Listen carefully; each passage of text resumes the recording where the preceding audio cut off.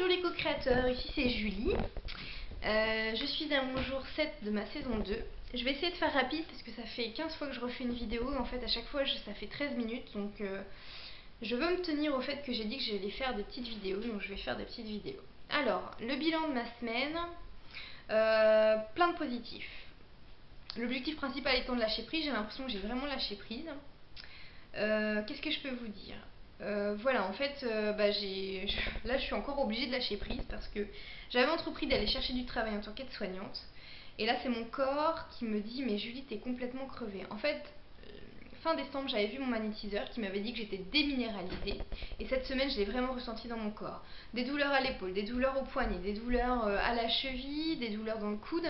Ça irradiait, c'était vraiment pas agréable. C'était vraiment difficile d'agir au quotidien avec.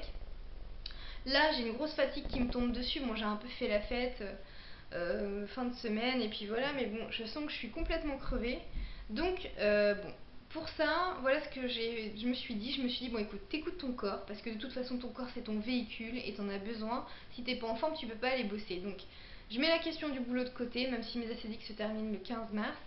J'ai décidé de me faire du bien et de me rebooster pendant 15 jours. Donc, je laisse tomber le job pour l'instant. Je me refais un petit programme pour me reminéraliser parce que finalement j'ai pas du tout un régime alimentaire correct en ce moment.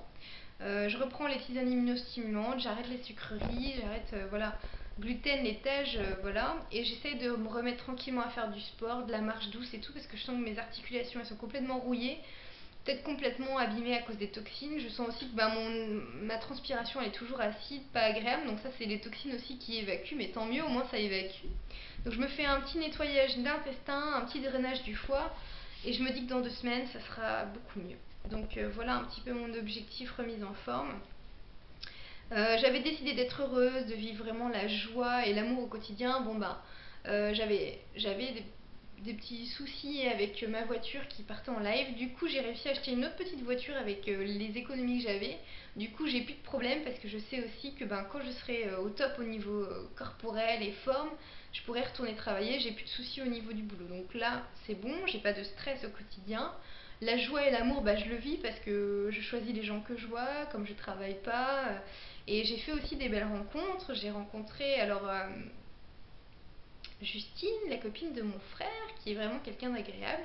En fait, j'ai réussi à lâcher prise en me laissant aller aux synchronicités, aux occasions de la vie. Et au dernier moment, mon frère m'a invité à son déménagement fin de semaine.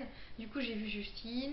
On a passé des moments super, donc c'était vraiment bien. J'ai fait une soirée avec Marie qui est une connaissance des cours de chant que je fais depuis le début de l'année, qui est vraiment chouette, une prof excellente, toute fine, mais qui a une super patate, un moral du tonnerre, une belle énergie. Et on s'est rendu compte qu'on avait plein de points communs ensemble hier.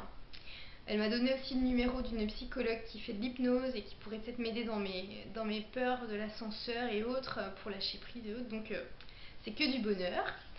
Et puis voilà, puis ma kinésio que j'avais vue récemment m'avait dit qu'il fallait que je puisse évacuer ce que j'ai sur le cœur, que je garde pas mes émotions pour moi. Et c'est ce que j'ai pu faire avec ma cousine par mail, avec ma mère par lettre. Ma mère, ça fait quand même... donc avec ma cousine, j'étais super bien accueillie et on a réussi à régler le problème sans souci. Avec ma mère, ça a été plus compliqué. Ça faisait 1 mois et demi qu'on se voyait plus parce que je lui ai pas annoncé ma rupture. Et finalement, bon, j'avais été cassée aussi avant ça, donc... Bon, un tas de choses que je vais pas remettre là, mais du coup, j'ai pas été accueillie comme j'aurais voulu. Elle m'a dit que j'étais pas non plus parfaite et voilà. Donc moi j'avais juste envie d'exprimer les douleurs que j'avais dans le cœur et elle a vu ça comme des reproches. Bon, c'est un peu dommage. Du coup, c'est pas grave parce qu'elle m'a quand même invitée dimanche à manger avec eux. Mon frère a présenté sa copine et mes parents. Et j'avais envie de partager ça avec eux. Et je me suis dit que j'ai pu exprimer ce que j'avais sur le cœur, c'était le plus important.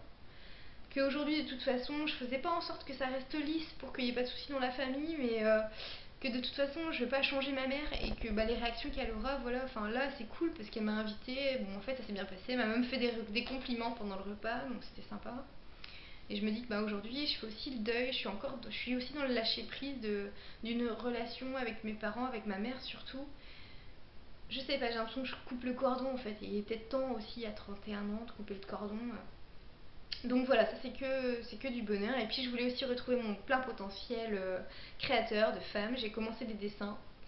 Et puis finalement, ben, ça reste un peu en stand-by. Je pense que la fatigue n'aidant pas, voilà.